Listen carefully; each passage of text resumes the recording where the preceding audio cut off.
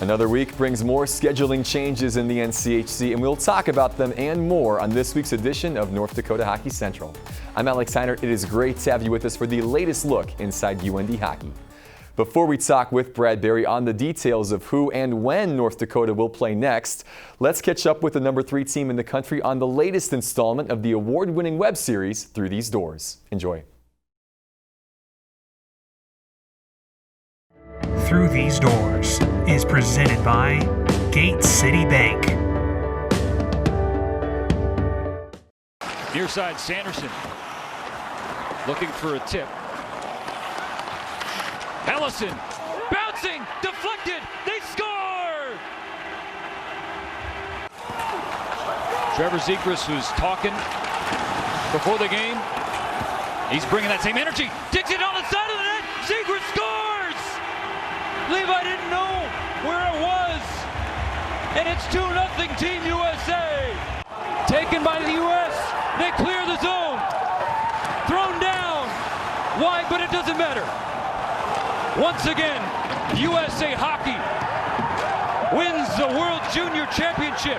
Red, white, blue, and gold.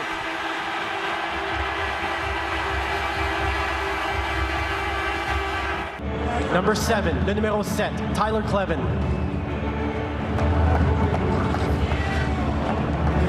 Number 8, le numéro 8, Jake Sanderson.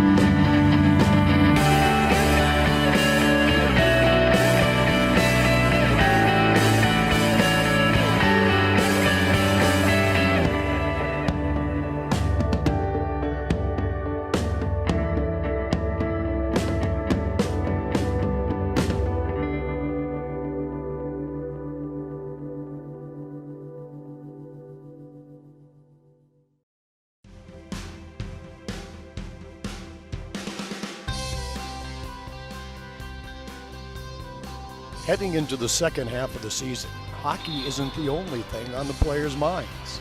Yeah, I never really knew what I wanted to do. I was always back and forth. Like in high school, I took a ton of classes that I probably didn't need because I didn't know what I wanted to do, so I wanted to kind of keep everything open.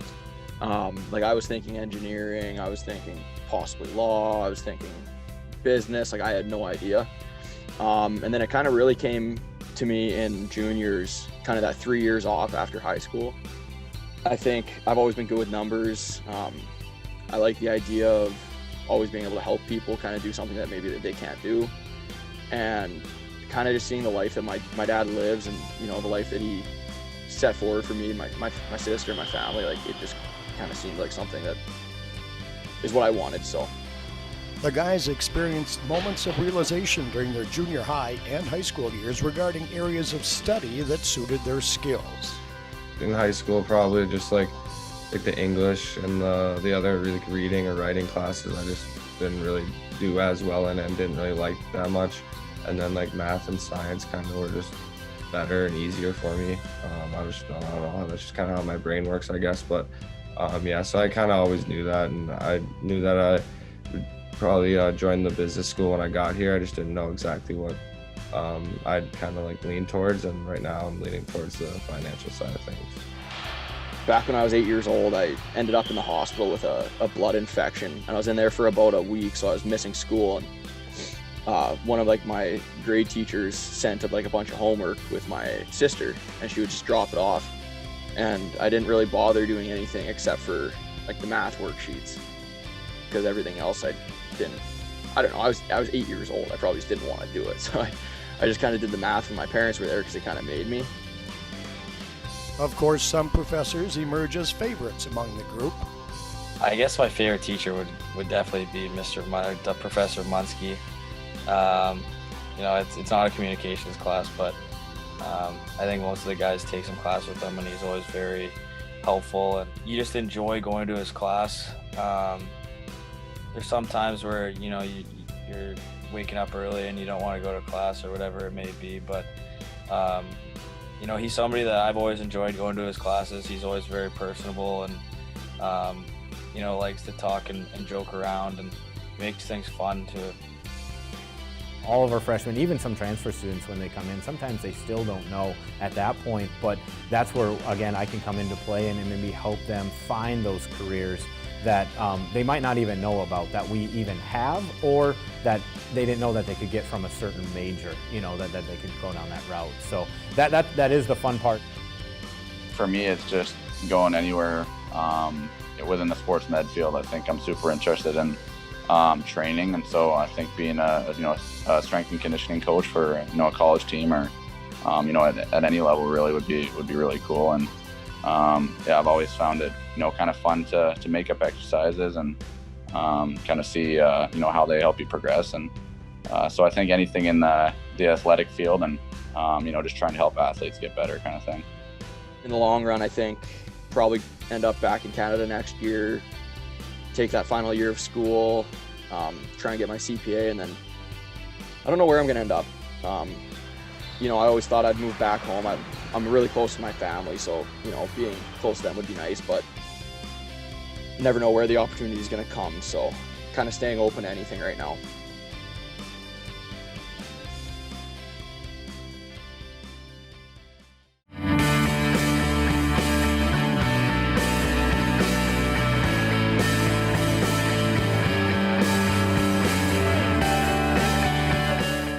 I think most of the guys take some class with him, and he's always very helpful and hold on. Oh, sorry. Here, okay. I'll start that over. Hold on a sec. I'm using Gavin's computer and everything just shut off for some reason. But okay, I got it. I was wondering why it popped up as Gavin Hain. It doesn't say Gavin Hain. Oh yeah, it does. I was like, did you get him to do the interview instead? No, I couldn't find my computer charger. Good work from Tyler Hasted, Cassie Niles, and UND's Through These Doors team. Coming up next year on North Dakota Hockey Central, we'll discuss how UND is dealing with COVID-19 and an ever-changing conference schedule with head coach Brad Berry right after this.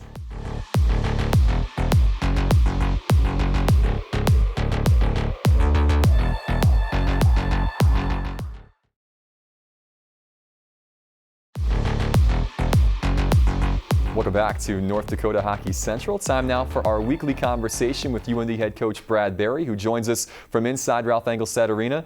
Brad, we're only a few days into 2021, but this year feels a lot like the one we just left. What can you tell us now about the league's decision to postpone your games against Omaha both last weekend and now this weekend as well?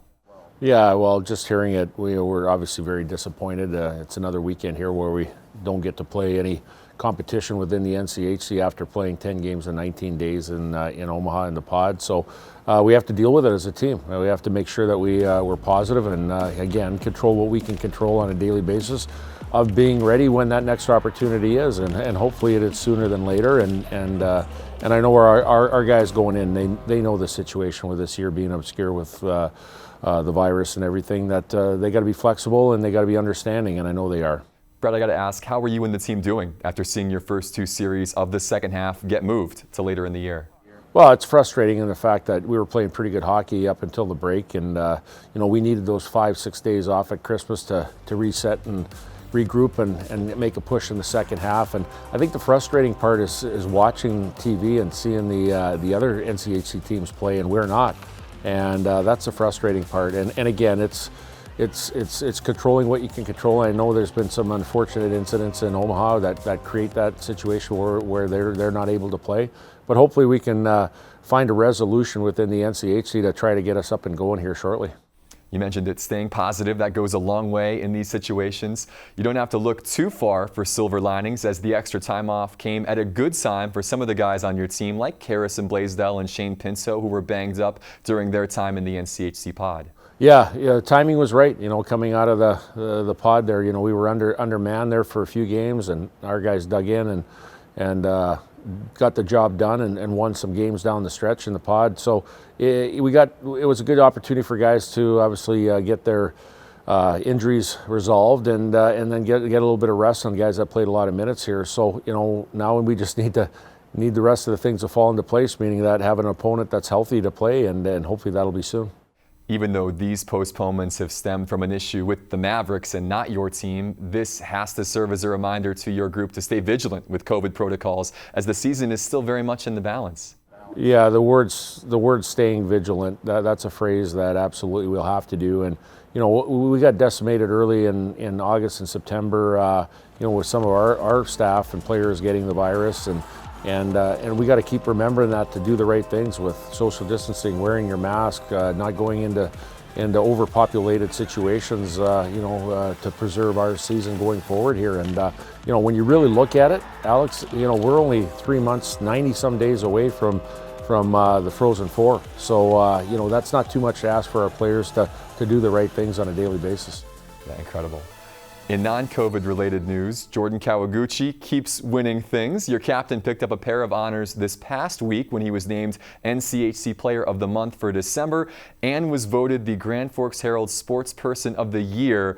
What has Jordan meant to this program in his 3+ years here in Grand Forks? Well, he's, on the ice, it speaks volumes as far as what he's done for our program, but off the ice now, as far as him growing as a leader, going through the last 3 years and now finally becoming a captain here and being, you could call it the face of our team on how we play and how we conduct ourselves on and off the ice. It's a true testament of what we want in our culture here, and he exudes that every single day. He sets a bar high. He sets a bar at the highest level in practice and games in the classroom to where everybody else has to follow, and our guys are pushing themselves to get to that high level of the bar that he sets. So again, it's one of those things that it's great to have those accolades come his way. Hopefully we can play some more games to get some more accolades for the rest of our players here. But until then, like I said, it's great to know that he's been honored over the past few months. Yeah, 100%. Great to see Jordan continue to succeed. He enters the second half of his senior season with the new teammates in the fold. Talk about the decision to bring in forward Louis Jamernik from Okotoks in the Alberta League over the holiday break.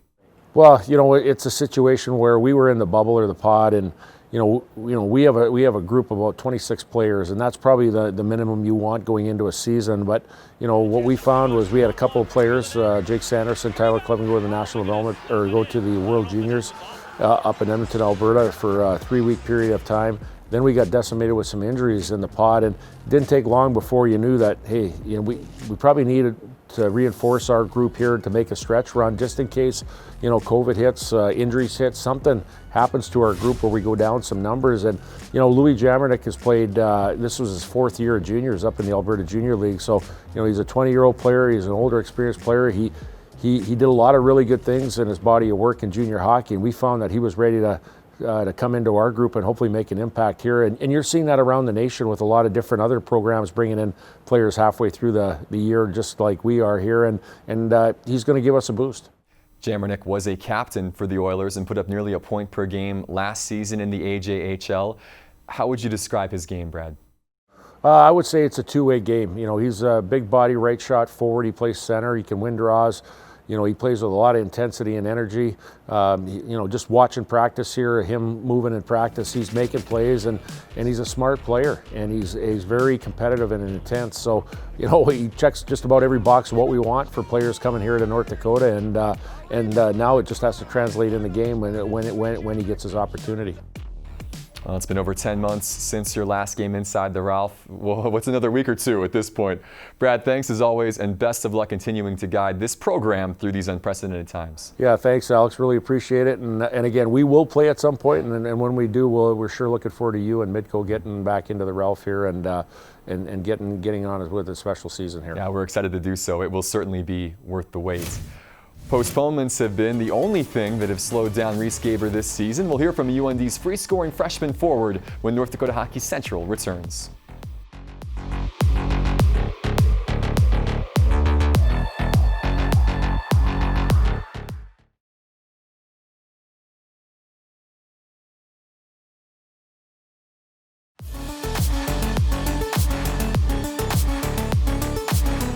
Welcome back.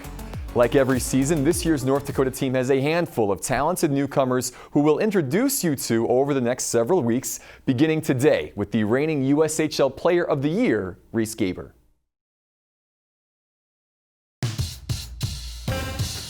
I'm Riese Gaber. I'm a forward from Gilbert Plains, Manitoba, and I play here at the University of North Dakota. I'm about 3 hours away from Winnipeg, west of Winnipeg, about an hour from the Saskatchewan border. Gilbert Plains is just a very small town, about 700 or 800 people. Not much going on there, just a lot of farming. And growing up, my grandpa, he owned a dealership for machinery, and now he just has cattle. So we've always had just a ton of animals growing up, and it's part of my background, and obviously it's something I love to do. Kind of always wanted to get into like rodeo and stuff. My dream was to be a bull rider, and then that kind of didn't really pan out. I was a little too scared for that, so I think my mom was probably pretty happy about that. We have a little town about 6 minutes away. We have a combined, our minor hockey is combined. It's called Grand Plains Minor Hockey. So usually growing up, we wouldn't have many kids, so a lot of ice time, and our dads would always help put in the ice at the start of the year, and some dads would have a key to go to the rink, and we just kind of go whenever we want and skate and just kind of work on things, so that was always a nice bonus. Yeah, I think I was just a bit more of a late bloomer. Obviously growing up a really smaller guy, I never got drafted in the bantam draft, but yeah, just growing up kind of being a late bloomer, I think the opportunity for me, if I was to sign in the Western League, I wouldn't have had much opportunity, so I think it was really important for me to just take my time and not rush my development.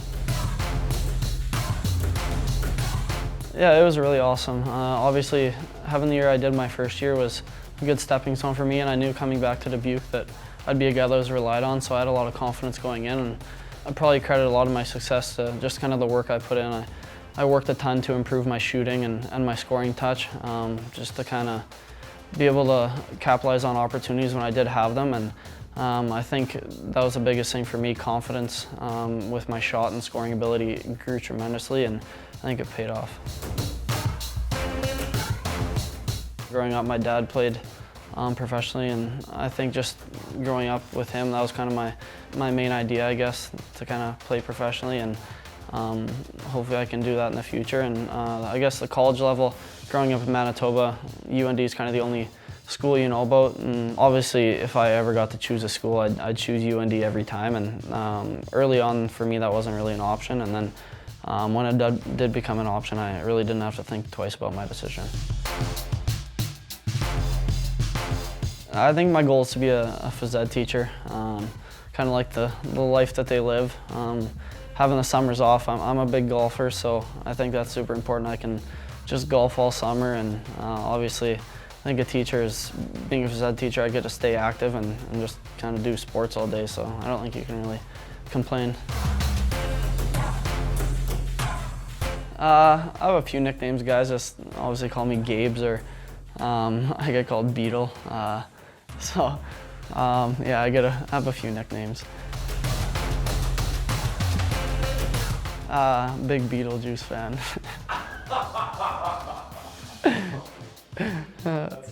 I'm Riese Gaber. I'm a forward from Gilbert Plains, Manitoba, and I play here at the University of North Dakota. Rhys was outstanding in the NCHC pod for North Dakota, with the team leading 7 goals in 10 games down in Omaha. Not a bad start for your first semester in college hockey. Stick around. We will wrap up this week's show with a look around college hockey and a preview of the weekend ahead in the NCHC. That's coming up next, right after this.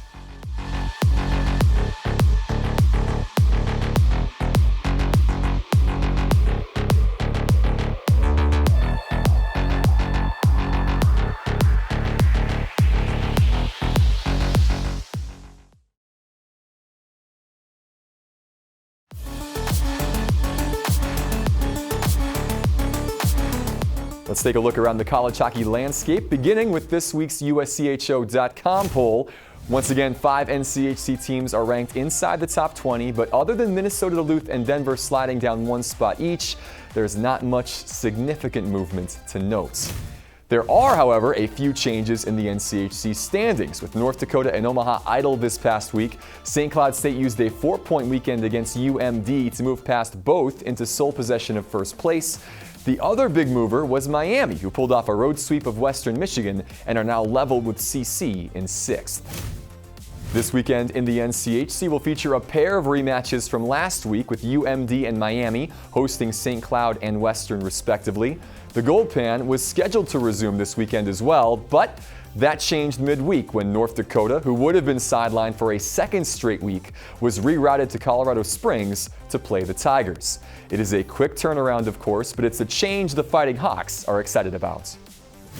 Yeah, I think all the guys are really excited. It's something that, we weren't really sure if we were going to even be able to play these last couple weeks, just with everything that's going on with Omaha. But I think everyone's relieved, just to get some games in. But I think the excitement level is very high, being able to get some of those guys back from the World Juniors and have a full roster and really just see what our team's about. So I think we're all really excited and ready to go. I'm pumped. I think all the boys are pumped, to get back. I think we've had a long enough break from Christmas, and just excited to get back at it. And obviously we know that no games right now are guaranteed, so I think any games that we're playing, we're pumped up to be in, and we're going to bring that level of excitement to the ice.